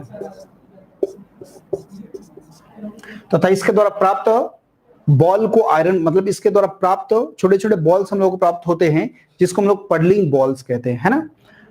पिघलाते हैं तथा इसके बाद हमें पडलिंग बॉल्स, लोहे के बॉल्स, पडलिंग बॉल्स प्राप्त होते हैं, बॉल्स प्राप्त होते हैं। ठीक है, क्या प्राप्त होते हैं, इसके बाद हम लोग पडलिंग बॉल्स प्राप्त होते हैं। ठीक है, जब हम रिफाइंड पिग आयरन को पडलिंग फर्नेस में पिघलाते हैं तो पिघलने के बाद जो हमारा लोहे का फॉर्म प्राप्त होता है वो बॉल्स के फॉर्म में प्राप्त होता है, इसको हम लोग पडलिंग बॉल्स कहते हैं। हाँ, इस बॉल्स में देखो, इस यहां पर भी काफी स्लैग बाहर निकल गया है, लेकिन अभी भी कुछ स्लैग इस बॉल्स के साथ है। अगर ये थोड़ा बहुत ठंडा होगा तो वो स्लैग सरफेस पर दिखाई देगा। अगर उस सरफेस को निकालना है तो हम लोग क्या करेंगे, इस पर प्रहार डालेंगे, ठीक है ना, इस पर इंपैक्ट डालेंगे। इंपैक्ट डालेंगे तो इस इंपैक्ट की वजह से उसके सरफेस का जो स्लैग है वो छूट जाएगा, जो स्केल फॉर्मेशन है उसकी वो छूट जाएगी, वो बाहर निकल जाएगा, है ना। और इस प्रोसेस को हम लोग कहते हैं शिंगलिंग, है ना। तो पहला हमारा प्रोसेस है रिफाइनिंग का, दूसरा पडलिंग का, तीसरा प्रोसेस है शिंगलिंग। ठीक, तो तीसरा प्रोसेस हम लोगों का है शिंगलिंग। तीसरा प्रोसेस क्या है, शिंगलिंग। इसमें क्या करेंगे, इसमें पडलिंग बॉल्स पर इंपैक्ट लोड लगाकर उसके बाहर के स्लैग को बाहर निकालते हैं। ठीक है, बाहरी सरफेस पर जो है, इसमें पडलिंग बॉल्स पर इंपैक्ट लोड लगाकर, इंपैक्ट लोड लगाकर, पडलिंग बॉल्स पर इंपैक्ट लोड लगाकर स्लैग को बाहर निकालते हैं, स्लैग को बाहर निकालते हैं। ठीक है ना। आप लोग देखे होंगे कभी कभी लोहे पर अगर हम लोग इंपैक्ट लोड लगाते हैं तो सरफेस पर जो भी स्केल फॉर्मेशन हुई होती है वो बाहर निकलने लगती है। ठीक है ना। तो इस तरीके से जब ये थोड़ा सा कूल होगा, थोड़ा सा ठंडा होगा, तो उसके सरफेस का जो स्लैग होगा वो इंपैक्ट लोड लगाने से बाहर हो जाएगा। अभी भी ये हॉट रेड स्टेट में है ना, अभी भी ये हॉट रेड स्टेट में है। ध्यान दीजिए, पहला हमारा प्रोसेस होगा रिफाइनिंग, दूसरा हमारा पडलिंग हो गया, तीसरा शिंगलिंग हो गया। शिंगलिंग के बाद स्लैग बाहर निकाला, उसके बाद भी जो हमारा आयरन है वो हॉट रेड स्टेट में है। अब चलेंगे हम इसको रोलिंग प्रोसेस करेंगे। ठीक है ना। रोलिंग प्रोसेस में फिर से हम इसको हीट करना है, रोल करना है, ठंडा करना है, फिर हीट करना है, फिर रोल करना है, फिर ठंडा। तो जो मॉलिक्यूल समूहों का रीओरिएंटेशन हुआ एक तरीके से, ठीक है, और इस तरीके से जो और अशुद्धियां हैं वो बाहर हो जाएंगी और जो हमारा कार्बन है वो कम से कम प्राप्त होगा। भाई जब गर्म करेंगे तो एयर के संपर्क में रहेगा तो ऑक्सीडाइज होगा, तो कार्बन फिर CO2 के रूप में बाहर निकलेगा। तो जितनी ज्यादा बार हम लोग इसको गर्म करके रोलिंग प्रोसेस द्वारा करेंगे तो उतनी ज्यादा हम लोगों को अच्छी क्वालिटी का रॉट आयरन प्राप्त होगा। ठीक ना। तो इसके बाद देखो, इसके बाद शिंगलिंग के बाद हम लोगों का अगला प्रोसेस रोलिंग का होगा। एक बार रोलिंग किया हमने, रोलिंग में प्रेशर के द्वारा उसको हम लोग पास कराते हैं। हाँ, तो जब एक बार रोलिंग किया तो उससे जो रॉट आयरन प्राप्त हुआ उस रॉट आयरन की क्वालिटी बहुत अच्छी नहीं है। अगर हमें और अच्छी क्वालिटी का रॉट आयरन प्राप्त करना है तो हमें ये प्रोसेस रिपीट करना होगा कई बार अपने डिजायर्ड क्वालिटी के आधार पर या उसके अनुसार, ठीक है ना। चलिए, तो पहला कौन कौन सा हुआ? रिफाइनिंग, दूसरा पडलिंग, तीसरा शिंगलिंग, ठीक भैया। अब चौथा हम लोग बात करेंगे, ध्यान दीजिए, जो चौथा हम लोग का प्रोसेस है वो है रोलिंग, ठीक है ना।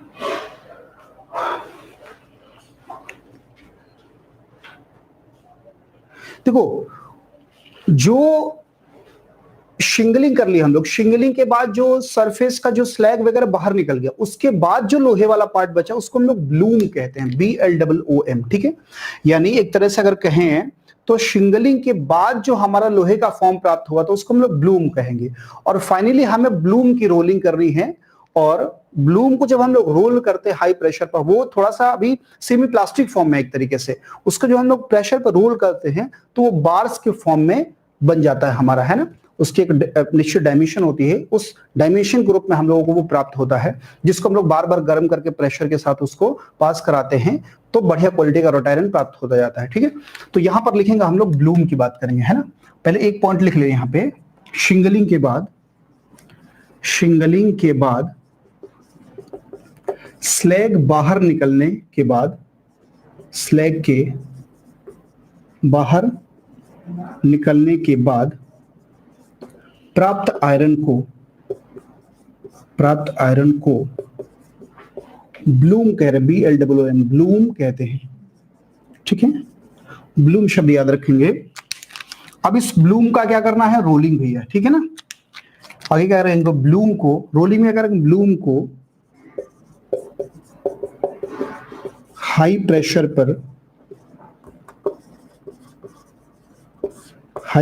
पर रोलिंग करके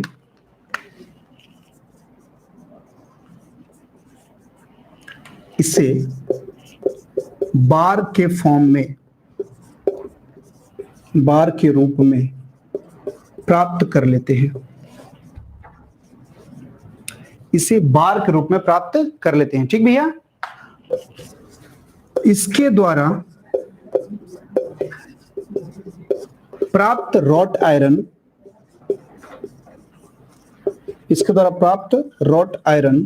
अशुद्ध होता है, मतलब बहुत बढ़िया नहीं होता, अशुद्ध होता है, या अच्छी क्वालिटी का नहीं होता, अच्छी क्वालिटी का नहीं होता, अच्छी क्वालिटी का नहीं होता, ठीक भैया, अच्छी क्वालिटी का नहीं होता है, हाँ, अच्छी क्वालिटी का इसके द्वारा प्राप्त रॉट आयरन अच्छी क्वालिटी का नहीं होता। लेकिन ध्यान दीजिए, लेकिन इसे बार बार गर्म करके तथा रोलिंग करके अच्छी क्वालिटी का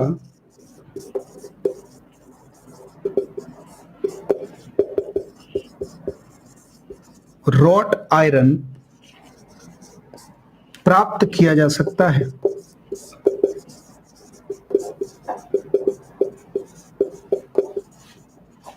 अच्छी क्वालिटी का रॉट आयरन प्राप्त किया जा सकता है, ठीक है ना। तो ये कहानी हो गई भैया रॉट आयरन बनने तक की। पहले रिफाइनिंग करेंगे, फिर पडलिंग करेंगे, फिर शिंगलिंग करेंगे और लास्ट में रोलिंग करेंगे। रोलिंग के बाद हम लोगों को रॉट आयरन प्राप्त होगा। अब बात करेंगे प्रॉपर्टीज ऑफ रॉट आयरन की, ठीक है। रॉट आयरन की क्या कौन कौन सी प्रॉपर्टी, ध्यान सुनो। रॉट आयरन की प्रॉपर्टीज की अगर हम लोग बात करें तो भैया क्या कहानी थी कि पिग आयरन में कॉम्प्रेसिव स्ट्रेंथ ज्यादा, टेंसाइल स्ट्रेंथ कम। फिर कास्ट आयरन में भी कॉम्प्रेसिव ज्यादा, टेंसाइल स्ट्रेंथ कम। हमें आयरन को वहां भी ऐसे स्थानों पे भी यूज करना जहां पे टेंसाइल स्ट्रेंथ ज्यादा हो, मतलब जहां पर टेंसाइल स्ट्रेस का मान ज्यादा आ रहा है। यानी हम एक ऐसा मेटल चाह रहे हैं, आयरन का एक ऐसा रूप चाह रहे हैं जिसमें टेंसाइल स्ट्रेंथ भी ज्यादा हो और कॉम्प्रेसिव स्ट्रेंथ भी ज्यादा हो। इसके बाद हमने ये पढ़ा था कि कास्ट आयरन और हमारा पिग आयरन ब्रिटिल है, उसमें हम लोग रिवेटिंग और वेल्डिंग नहीं कर सकते। तो जब रिवेटिंग वेल्डिंग नहीं कर सकते तो फैब्रिकेशन कैसे करके हम लोग अलग अलग चीजों को उसको बनाएंगे। तो एक ड्रॉबैक तो वहां भी था। दूसरा ब्रिटिल था, इंपैक्ट लोड सहने की क्षमता नहीं है, जहां पे इंपैक्ट लोड आएगा तुरंत टूट जाएगा। तो ये कुछ खराबियां थी, कमियां थी उसमें, जिसको दूर करने के लिए हम लोग लोहे को और शुद्ध किए और रॉट आयरन तक पहुंचे। और रॉट आयरन तक पहुंचने के बाद उसकी काफी क्वालिटी सही हो गई है, उसकी टेंसाइल स्ट्रेंथ अच्छी हो गई है, इसकी डक्टिलिटी अच्छी हो गई, मॉडुलस ऑफ इलास्टिसिटी अच्छी हो गई है, मलेबिलिटी अच्छी हो गई है, टेंसाइल स्ट्रेंथ कंप्रेसिव स्ट्रेंथ दोनों ही अच्छी हो गई है। समझ बात को? तो लोहे को शुद्ध करने के पीछे ये रीजन था, है ना। लेकिन अभी भी रॉट आयरन द्वारा हमारी सारी जो है जरूरत पूरी नहीं हो पा रही है, इसलिए हम लोग इसके आगे एक एलॉय की बात करेंगे, स्टील की, है ना, जहां पर रॉट आयरन से भी बेहतर क्वालिटी का हम लोग एक एलॉय मिलेगा, है ना। ध्यान रखें, स्टील जो है वो काफी हद तक रॉट आयरन के नजदीक है, यानी स्टील की प्रॉपर्टी काफी हद तक रॉट आयरन से मैच करती है। अगर पूछता भी है कि स्टील को हम किससे बनाएंगे, तो आपका जवाब होना चाहिए रॉट आयरन द्वारा। ठीक, रॉट आयरन जो है वो स्टील के सबसे करीब प्रॉपर्टी वाला आयरन है। सबसे अशुद्ध कौन सा है? सबसे अशुद्ध पिग आयरन। सबसे शुद्ध आयरन कौन सा है? Wrought iron. रॉट आयरन के बाद क्या बनेगा? स्टील एलॉय बनेगा। ध्यान सुनो, सबसे पहले आयरन ओर, उसके बाद पिग आयरन, उसके बाद कास्ट आयरन, उसके बाद रॉट आयरन, फिर एलॉय बना के स्टील, और स्टील का सबसे बड़े पैमाने पे यूज करेंगे। बहुत सारे रीजन आप लोग आरसीसी में पढ़ोगे उसके। ठीक, तो यहां तक की कहानी समझ में आ गई कि नहीं? प्रॉपर्टी जरा समझते इसकी भैया।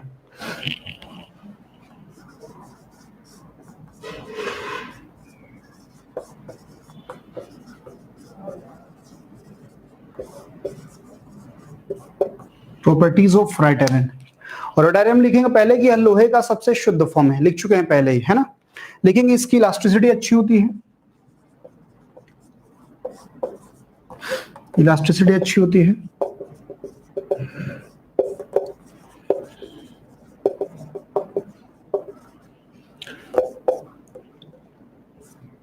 यह डक्टाइल है, यानी इसकी डक्टिलिटी भी अच्छी होती है, इसकी मलेबिलिटी भी अच्छी होती है, मलेबिलिटी अच्छी होती है, टेंसाइल स्ट्रेंथ अधिक होती है, टेंसाइल स्ट्रेंथ अधिक होती है, कॉम्प्रेसिव स्ट्रेंथ कम होती है,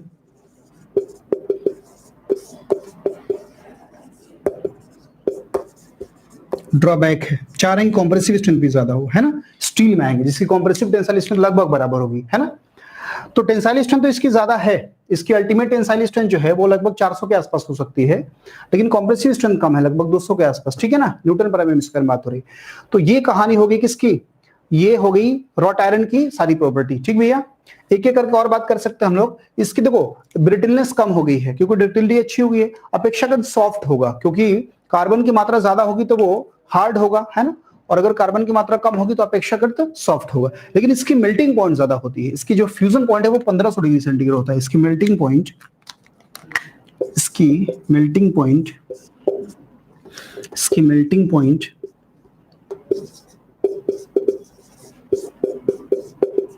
इसकी मेल्टिंग पॉइंट 1500 डिग्री सेंटीग्रेड होती है। ठीक है, टेंसाइल स्ट्रेंथ लिखा हूं, अब आगे से रखूंगा। इसकी मेल्टिंग पॉइंट 1500 डिग्री सेंटीग्रेड होती है। ठीक है, आगे से बड़ा लिखेंगे डियर विजय कुमार। चलो, ये कहानी समझ में आ गई, मेल्टिंग पॉइंट 1500 डिग्री सेंटीग्रेड। अब देखो, इसकी मलेबिलिटी भी अच्छी होती है, डक्टिलिटी भी अच्छी होती है। तो पहले तो इसको वायर के फॉर्म में भी बनाया जा सकता है, शीट के फॉर्म में भी बनाया जा सकता है। हाँ, तो इसका यूज हम लोग स्टील बार्स, मतलब बार्स बनाने में भी कर सकते हैं, और इसका यूज हम लोग शीट बनाने में भी कर सकते हैं, रॉट आयरन का। हाँ, इसका यूज हम लोग, इसका यूज रिवेट बनाने में, रिवेट बनाने में या शीट बनाने में, आयरन शीट्स वगैरह, हाँ, शीट बनाने में कर सकते हैं। क्यों कर सकते हैं? क्योंकि इसकी मलेबिलिटी भी अच्छी है और बाकी डक्टिलिटी वगैरह भी अच्छी है। तो इसको हम लोग रिवेट के फॉर्म में या शीट के फॉर्म में, अच्छा, इसमें वेल्डिंग और रिवेटिंग करी जा सकती है। हाँ, नेक्स्ट पॉइंट क्या लिखेंगे? इसमें वेल्डिंग तथा रिवेटिंग की जा सकती है, की जा सकती है। ठीक है, इसमें वेल्डिंग और रिवेटिंग की जा सकती है। तो कहानी होगी भैया इसकी, किसकी कहानी होगी? कहानी होगी रॉट आयरन की। ठीक है ना। चलो, मैं समझता हूं लिख लिया होगा सारे लोग कि नहीं लिख पाए?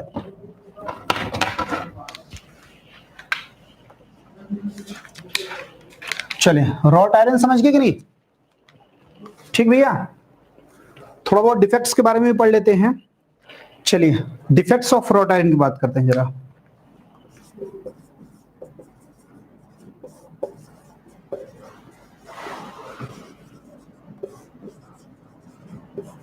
रॉट आयरन में दो डिफेक्ट है जिसकी बात करेंगे हम लोग यहाँ पे।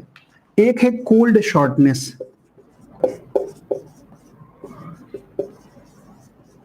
देखो कोल्ड शॉर्टनेस में क्या होता है कि इसमें ठंडे स्टेट में अगर हम लोग काम करते हैं तो क्रैक्स वगैरह डेवलप होने लगते हैं, है ना। इसमें यानी इस डिफेक्ट में कोल्ड स्टेट में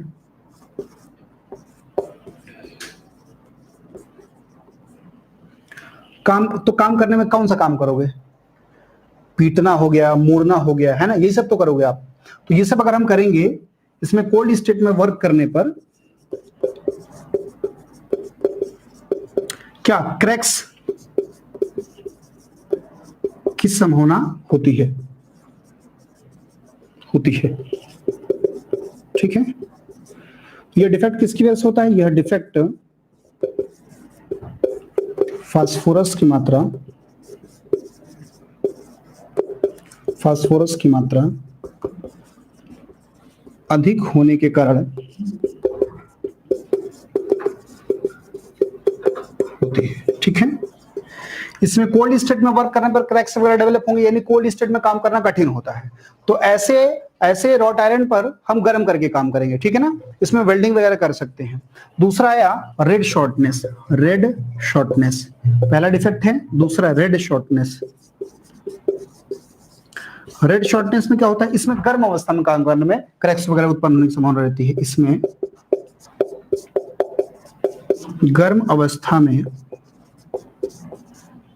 काम करने पर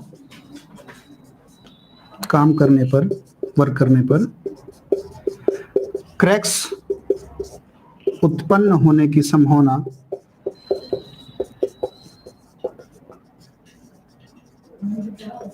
अधिक होती है।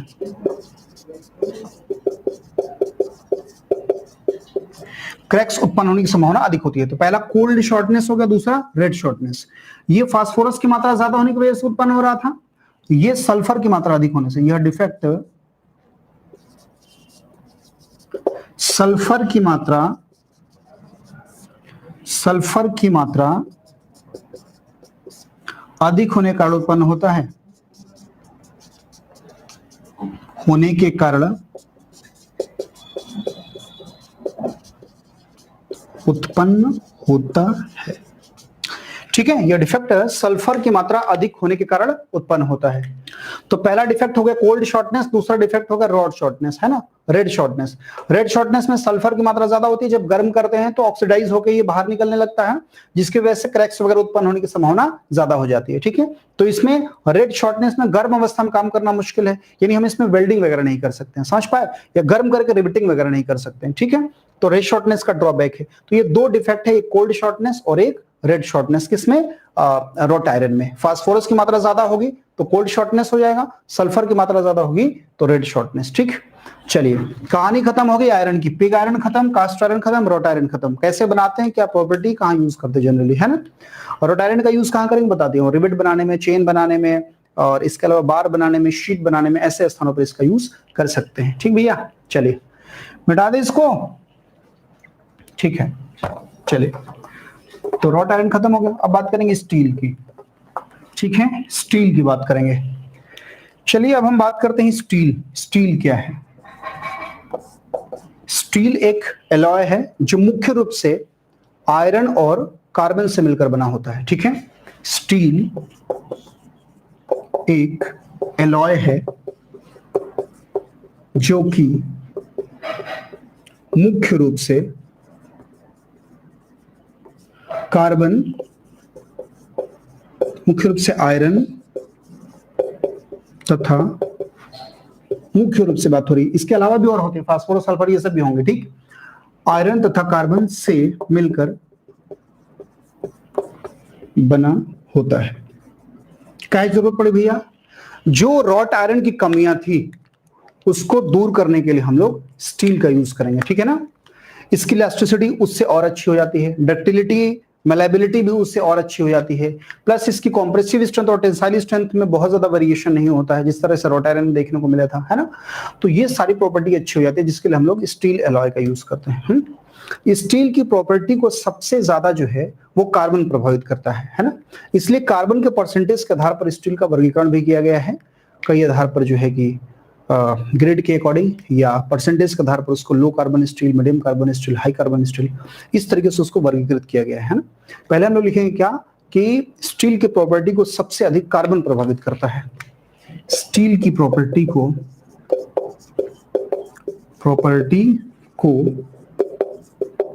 सबसे अधिक कार्बन प्रभावित करता है। कैसे करो? अगर हम किसी स्टील में कार्बन की मात्रा बढ़ाते हैं, यदि स्टील में कार्बन की मात्रा बढ़ाते हैं तो देखते हैं स्टील पर क्या क्या प्रभाव पड़ेगा। कार्बन की मात्रा जैसे जैसे बढ़ाते जाएंगे, जो स्टील की हार्डनेस है वो बढ़ती जाएगी, है ना। तो पहला हार्डनेस क्या हो जाएगी? हार्डनेस बढ़ जाती है, हार्डनेस बढ़ती जाती है उसकी, ठीक है ना। दूसरी बात, जो ब्रिटलनेस होगी वो क्या होगी? ब्रिटलनेस भी बढ़ती जाएगी, ब्रिटल होता जाएगा। डक्टिलिटी पर क्या प्रभाव पड़ेगा भैया? डक्टिलिटी इसकी कम होती जाएगी, है ना। अगर वो ब्रिटल होगा तो जाहिर सी बात है उसकी डक्टिलिटी कम होगी, है। कार्बन की मात्रा बढ़ाएंगे, कठोर ज्यादा होगा, ब्रिटल हो जाएगा, डक्टाइल कम हो जाएगा, है ना। यानी वायर के रूप में बनाना थोड़ा सा कठिन होता जाएगा। नेक्स्ट पॉइंट की बात करेंगे, अगर हम इसके स्ट्रेंथ की बात करें, टेंसाइल स्ट्रेंथ की, तो टेंसाइल स्ट्रेंथ भी ज्यादा हो जाएगी, इसकी बढ़ जाएगी, और जो इसकी कॉम्प्रेसिव स्ट्रेंथ है वो भी बढ़ जाएगी। कॉम्प्रेसिव स्ट्रेंथ ये भी बढ़ जाएगी, यानी लोड कैरिंग कैपेसिटी बढ़ जाएगी। लोड कैरिंग कैपेसिटी बढ़ जाएगी। कोई पूछता है प्योरिटी पे क्या प्रभाव पड़ेगा? शुद्धता के भैया, तो अशुद्ध होता जाएगा ना, प्योरिटी घट जाएगी। अगर कार्बन बढ़ाएगा तो अशुद्ध होता जाएगा स्टील, तो प्योरिटी घट जाएगी। क्या क्या प्रभाव पड़ा? स्टील में अगर कार्बन की मात्रा बढ़ाते हैं तो स्टील हमारा कठोर होता जाएगा, कठोर का ब्रिटल भी होगा, डक्टाइल भी होगा, नहीं डक्टिलिटी कम हो जाएगी, टेंसाइल स्ट्रेंथ उसकी बढ़ेगी, कॉम्प्रेसिव स्ट्रेंथ भी बढ़ेगी। टेंसाइल स्ट्रेंथ, ध्यान से सुनना, डक्टिलिटी का घटना या बढ़ना कहीं उसकी स्ट्रेंथ को तय नहीं करता है, क्लियर रहो बात को लेके। टेंसाइल स्ट्रेंथ और कॉम्प्रेसिव स्ट्रेंथ दोनों बढ़ेगी। अक्सर लोग एग्जाम में गलत करके आ जाते हैं, कई लोग गलत करते हैं, ठीक। ध्यान रहे, कार्बन की मात्रा बढ़ने से दिमाग में ये रहता है कार्बन की मात्रा बढ़ाएंगे तो हो सकता है टेंसाइल स्ट्रेंथ घट रही हो, ऐसा कुछ भी नहीं है। कार्बन की मात्रा बढ़ाएंगे भैया वो मजबूत हो जाएगा, ठीक है ना। डक्टिलिटी दूसरी चीज है और टेंसाइल स्ट्रेंथ और कॉम्प्रेसिव स्ट्रेंथ दूसरी चीज है। तो टेंसाइल स्ट्रेंथ का भी मान बढ़ जाएगा, कॉम्प्रेसिव स्ट्रेंथ का भी मान बढ़ेगा। हो सकता है वो कम इलॉन्गेशन पे ही टूट जाए क्योंकि उसकी डक्टिलिटी कम है, वो अलग इश्यू है, लेकिन वो फेल होने से पहले लोड ज्यादा बियर कर लेगा, चाहे वो टेंसाइल फोर्स हो चाहे वो कॉम्प्रेसिव फोर्स हो, ठीक ना। तो इसलिए टेंसाइल स्ट्रेंथ भी ज्यादा होगी इसकी, कॉम्प्रेसिव स्ट्रेंथ भी ज्यादा होगी। दूसरी बात, इसकी लोड कैरिंग कैपेसिटी भी ज्यादा होगी। जाहिर सी बात है, लोड कैरिंग कैपेसिटी किसे कह रहे हैं? अगर टेंसाइल फोर्स है तो भैया टेंसाइल लोड उसकी लोड कैरिंग कैपेसिटी होगी, कॉम्प्रेसिव लोड आ रहा है तो कॉम्प्रेसिव लोड इसकी लोड कैरिंग कैपेसिटी होगी, ठीक है। तो ये ज्यादा होगी। प्योरिटी इसलिए घट जा रही है क्योंकि भाई जितना ज्यादा उसमें कार्बन होगा उतना ज्यादा वो इम्प्योर होगा, तो इसलिए उसकी प्योरिटी क्या हो जा रही? घट जा रही। तो इतनी बात सबके समझ में आ गई होगी, है ना। ज्यादा क्लियर है कि नहीं? डक्टिलिटी कम हो गई। तो ये सारे पॉइंट्स हो गए। अब कार्बन के परसेंटेज के आधार पर हम लोग स्टील को जनरली 3 भागों में डिवाइड करते हैं। चलिए अब ध्यान दीजिए, कार्बन के परसेंटेज के आधार पर स्टील को 3 भागों में डिवाइड करते हैं। के परसेंटेज के आधार पर स्टील को 3 भागों में डिवाइड करते हैं। पहला माइल्ड स्टील, ये इसका लो कार्बन स्टील भी कहते हैं, ये इसको सॉफ्ट स्टील भी कहते हैं, ठीक है। इसमें जो कार्बन का परसेंटेज होता है वो 0.15 से लेके और 0.30% तक होता है, ठीक है। इसमें कार्बन का परसेंटेज 0.15 से 0.30% तक होता है, ठीक। दूसरा है medium carbon steel, medium carbon steel, ठीक है। अगर हम लोग मीडियम कार्बन स्टील की बात करें तो मीडियम कार्बन स्टील में कार्बन का परसेंटेज 0.3% से 0.80% है ना, कहीं कहीं 0.75% भी कहा होगा, तो ध्यान रखना आप 0.15 से 0.3 यहां से यहां तक, ठीक है। अब बात करेंगे हाई कार्बन स्टील।